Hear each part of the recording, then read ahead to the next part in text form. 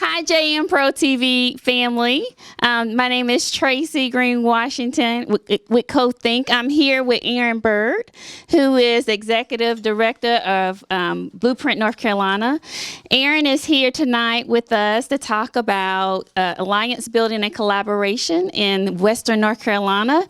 And she is one of our facilitators and trainers for the weekend for our second session for our Leadership Institute call. Just to tell you a little bit about cothinkk, cothinkk is a giving circle led by African American and Latinx leaders here in Asheville, Western North Carolina.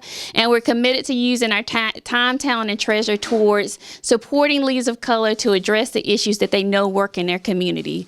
We're really honored to have Erin here today and for her to share her experience of how you really drive towards systems level change and really make decisions about how you talk about both proactive strategies and reactive strategies towards addressing this really complex work. So Erin, tell us a little bit about your work and tell us a little bit about your approach and your philosophy around doing systems level work.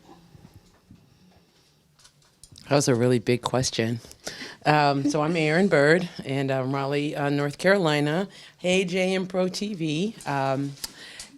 I work for Blueprint North Carolina, and that's a collaborative of a bunch of nonprofits that are trying to make North Carolina a more equitable state.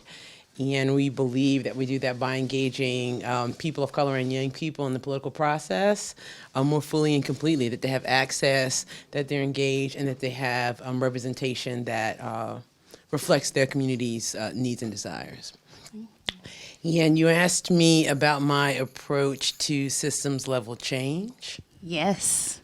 And why did you choose to work with cothinkk? Well, I chose to work with cothinkk because I see the benefit and the potential of the seeds that you're planting here in this area, and because I think that that your very clear focus on building relationships among different leaders, particularly leaders of color, helping to increase their visibility in the community and help them to build the types of relationships that can be transformative so they can work more effectively to win, is a really critical and important approach to get us closer to where we need to be. And I wish that, and I'm looking forward to cothinkk being a statewide organization and being able to participate in this work on my side of the state. I think it's very impressive. I like that idea.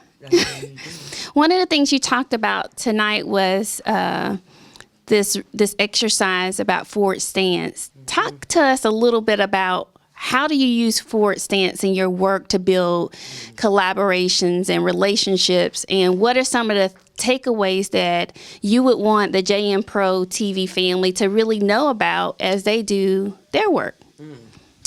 So Forward Stance was created by a woman named Norma Wong, and she is out of Hawaii. She's a Buddhist monk and was a senator in Hawaii, as well as sort of the assistant to the governor there for many years.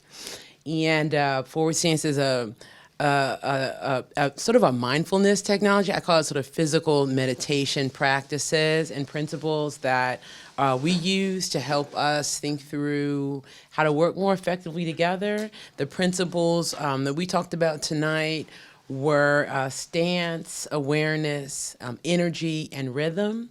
And the idea behind those principles, or how you, stance is how you position your work, whether you're proactive or reactive.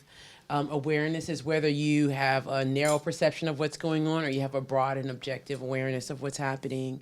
Energy is really just that idea of maintaining energy that's sustainable so that folks can align and work with you and maintain that work with you.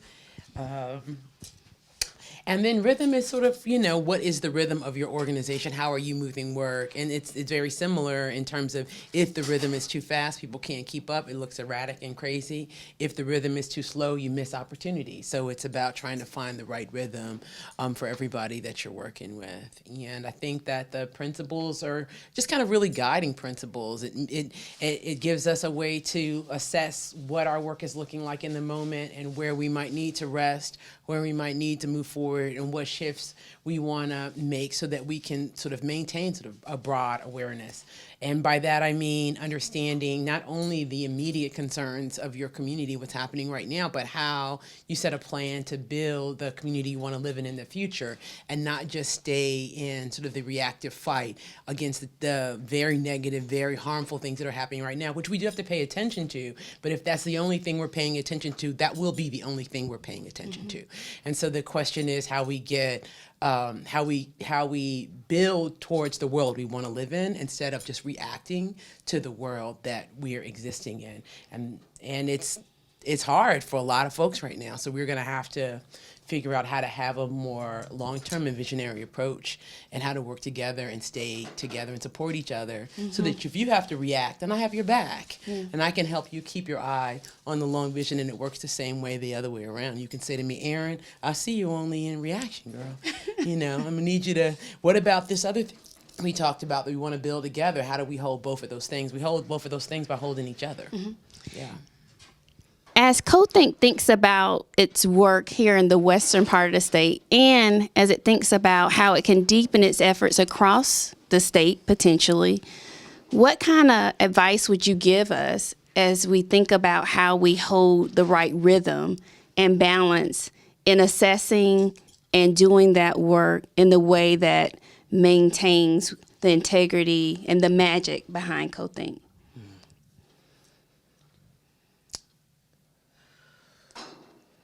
A big question. I would say that the advice that I would give, the best advice I can give, is don't be an overextension. Don't try to bite off. Don't try to be everything to everybody.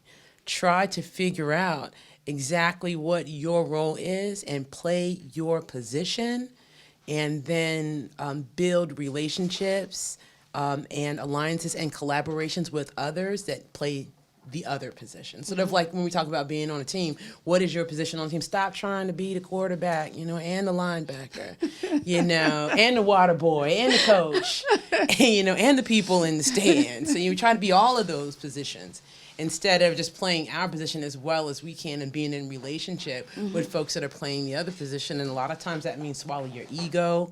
A lot of times that means admit, I am not a good coach. I should be the water boy, and that should be okay, because everybody on the team needs water for energy, Yeah. So it's sort of things like that we should be thinking about. I try to do myself, because sometimes we get called to be everything to everybody, and if we're everything to everybody, we're about nothing to nobody, right? So that would be my advice. Find your position and play it. Yeah. And what advice would you give? And what advice would you give to communities in the western part of state who are getting a lot of attention, who are leaders of color, who are being called on to play different positions? What advice would you give to them about sustaining themselves and about prioritizing themselves in an organization so they keep their line of sight around why they do this work? Yeah, I think that leaders as a Black woman, I get called to do all kinds of things. Many of them aren't my role or job, and I'm not good at it, or may not be good at it. So one of the things I try to do is really, because there's so many of us in leadership that are invisible, as cothinkk is trying to address. So why do I have to be in the front of everything? So I think one of them is calling out and making sure I'm bringing forward other folks that can do the work that I'm being asked to do, because somebody else is better positioned. So sort of shared responsibility, sharing resources, sharing strategy, and not trying to take it all on myself. And that also has to do with our ego, right? And then I would say that we have to do deep reflection on what it is, what our important commitment, our responsibility, so that everybody has and is brought here with a sacred responsibility. What is that for you? What is your purpose? And figure that out in your role and what you're good at, and then move that agenda, and not get distracted by things that other people are calling on you to do because it benefits them for you to do them. I think we have to assess, is this beneficial to my community, or is this beneficial to blah, blah, blah? And a lot of times they're asking you to do it because it's going to help them, which might be fine if you have the energy for that. So I think it's about really being clear about what is the return on the investment of your time. Yes. That's a really good question. to answer before you agree and take on leadership or commitment roles that other people are asking you to do if they're not aligned with your purpose. I think that you're asking the right questions.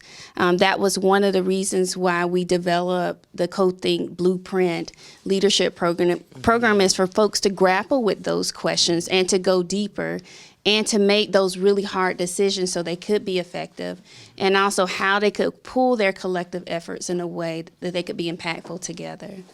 So thank you. Multiplier effect. Yes. Yes. Yes. Thank you for having me. Thank you. All right.